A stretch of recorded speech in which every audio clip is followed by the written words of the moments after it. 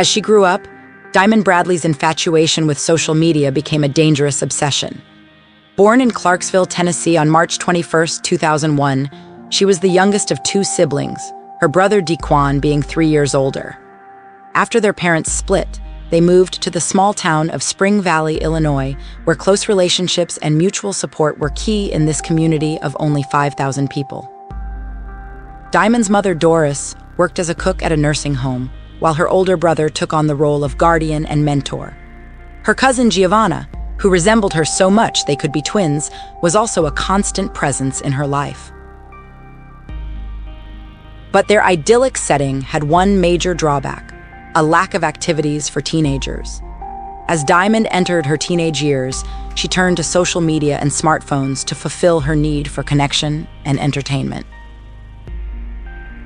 By age 13 in 2014, she was actively posting on her page and seeking out online companionship.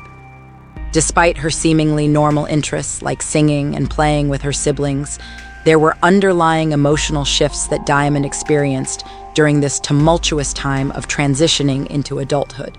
And these changes would eventually lead her down a dark and dangerous path. Diamond's family was deeply involved in her social media presence, but she craved validation from strangers. Welcome to No Tears for Black Girls, a true crime podcast written and produced by award-winning author John Reed Berg. Make sure to hit that subscribe button on our YouTube channel and follow us on all social media platforms. You can also download our episodes on the Alive Podcast app or stream them from your preferred platform. Get ready to hold your breath as we dive into the depths of darkness. Let's begin. In the small town of Spring Valley, with limited activities available, Diamond's interest in boys began to consume her life. Social media became a public diary for her, where she shared her thoughts multiple times a day. By following her posts, one could track the changes and developments in Diamond's teenage life. Although she valued her family, there were moments when Diamond felt profoundly alone and sought companionship through online connections. She poured her heart out to anyone who would listen, admitting to her lack of friendships and longing for attention and affection. However, it should be noted that social media only showed a fraction of Diamond's true life. As a high school student, she struggled to balance her studies and new relationship with Nicholas Nelson. Despite her disinterest in school, Diamond had ambitious plans to become a nurse and possessed a strong sense of empathy. On January 23, 2018, while the Bradley household celebrated Doris's birthday with friends and family, their lives were about to be shattered.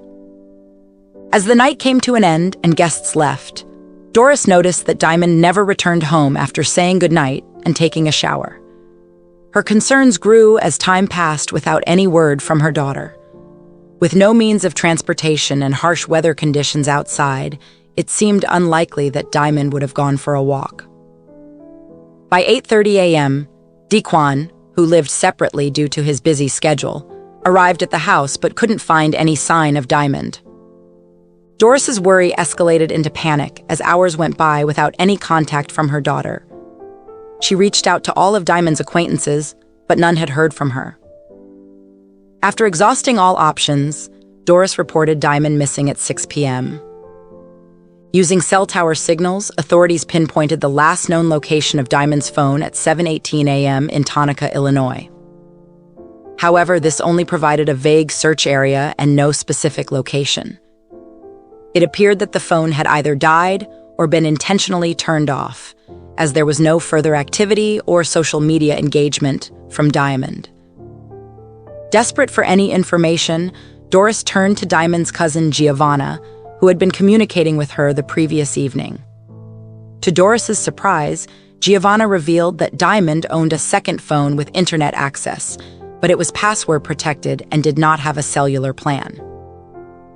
This new information gave Doris hope, and she immediately handed the device over to the police, hoping it would provide clues to her daughter's disappearance. After cracking the lock screen on a hidden phone, investigators encountered various security measures, including individual passwords for each app. These indicators suggested that 16-year-old Diamond was engaging in illicit activities. Further investigation revealed that she had been using the device to interact on dating platforms and had even taken precautions by advising her cousin of the risks involved.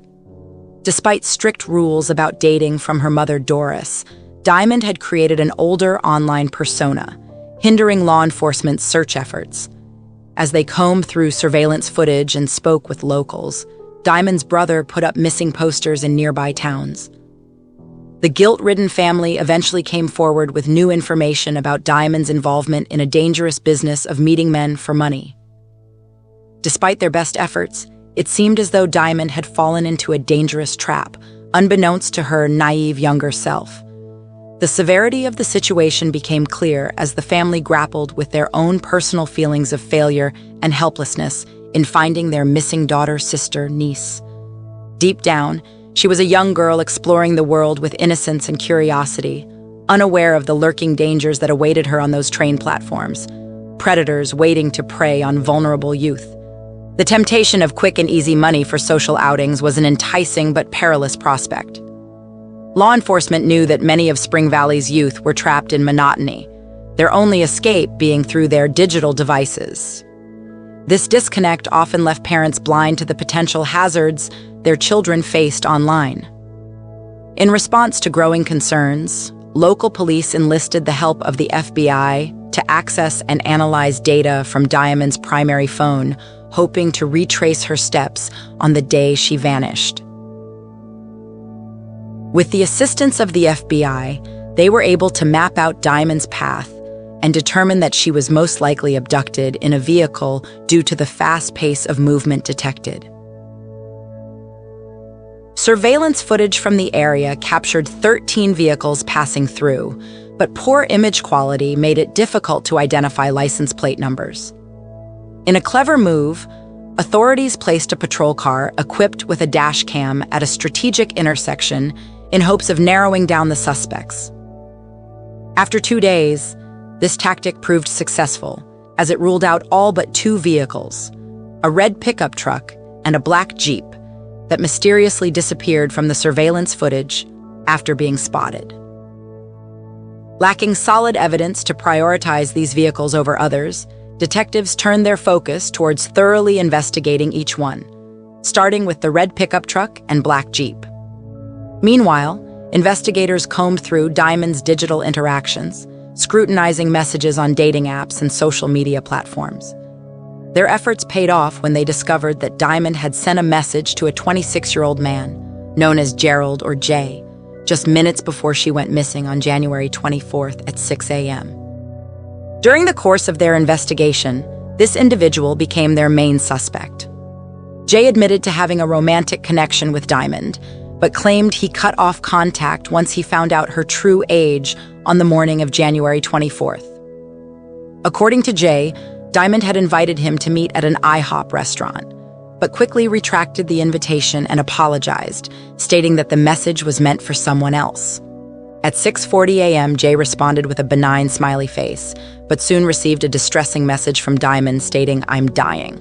It was later revealed that Jay was the last known contact of Doris's 16-year-old daughter, Diamond. Overwhelmed with grief and anger, Doris accused Jay of harming her child. In her despair, she was willing to implicate anyone in the search for answers. Jay provided an alibi, claiming he had been at home all night playing video games with a female friend. After intense pressure, he eventually admitted this friend was none other than Giovanna, Diamond's cousin. This added a layer of complexity and confusion to the investigation, but did not lead to any concrete progress. Turning their focus back to the black Jeep captured on surveillance footage driving towards Putnam County, where Diamond's phone signal vanished, investigators believed it could hold key information about her disappearance. Sadly, 3 days after reporting her missing, the sheriff's office received a devastating call that would change the course of their search. A pedestrian walking down Pebble Path in Granville Township discovered the body of a young woman in a ditch by the road. The victim was identified as Diamond, bringing an end to the search, but opening up a new chapter in the investigation into her tragic fate. As officials arrived at the scene, it became clear that this was no accident. The young woman's life had been deliberately taken by another. Her body was covered in wounds across her back, stomach, legs, arms, and hands. She was an African-American victim of a brutal attack. She was no older than 16. Her youthful features were marred by the harsh reality of her untimely demise. The police chief recalled a report of a missing girl matching Diamond's description in Spring Valley. He immediately reached out to the area and learned it was a remote location, blanketed in snow at this time of year. Surrounded by farmland on either side of the path, the nearest residence was several miles away from where Diamond Bradley's body was found. Partially submerged in water from a nearby brook, her defensive injuries told the story of a fierce struggle until her last breath. With heavy hearts, the lead detective made the somber journey to the Bradley family home, tasked with delivering the tragic news. Around 7 p.m., police arrived at their doorstep to share the devastating truth. Doris's heart sank when she heard of her daughter Diamond's death. Deep down, she had always feared it. Her son Dequan returned home to a scene of mourning, his hopes shattered by the harsh reality of his sister's demise. The weight of unfulfilled promises weighed heavily on his shoulders, causing him to faint under its burden. The entire community was shaken by the news, and parents were filled with fear for their children's safety as they wandered the streets. What if the killer was still out there, lurking in the shadows? The investigation team focused on the black Jeep captured on security footage near the crime scene. They consulted with a specialized automotive shop, and an expert technician identified it as a specific model year of a Jeep Wrangler. With this crucial detail, they combed through databases to find all registered owners of Jeep vehicles matching that profile in the area. Despite speaking with multiple Jeep owners, the officers were led to a house a few kilometers from where Diamond's body was found. A woman at the door revealed that the owner of the black Jeep had moved to a nearby town called Standard, making the search for the suspect seem less daunting. While driving through the county, the police spotted a black Jeep Wrangler parked in a driveway and identified it as belonging to 26-year-old Richard Henderson. He had been seen near the Bradley residence on January 24th and was observed waiting at a gas station across from their home before leaving without making a call. The detectives closely monitored Henderson's behavior, noting pauses in his story and facial cues. When asked about his friend's name, he claimed not to know Diamond's last name, raising suspicion and prompting further investigation. In an effort to elicit a confession, the detectives suggested retracing Henderson and Diamond's movements on the day of her disappearance by taking a patrol car ride together. They traveled from the gas station, past the traffic junction captured on video, over a bridge, and into Putnam County's pastoral expanses. Their journey ended at the location where Diamond's phone signal had last been detected.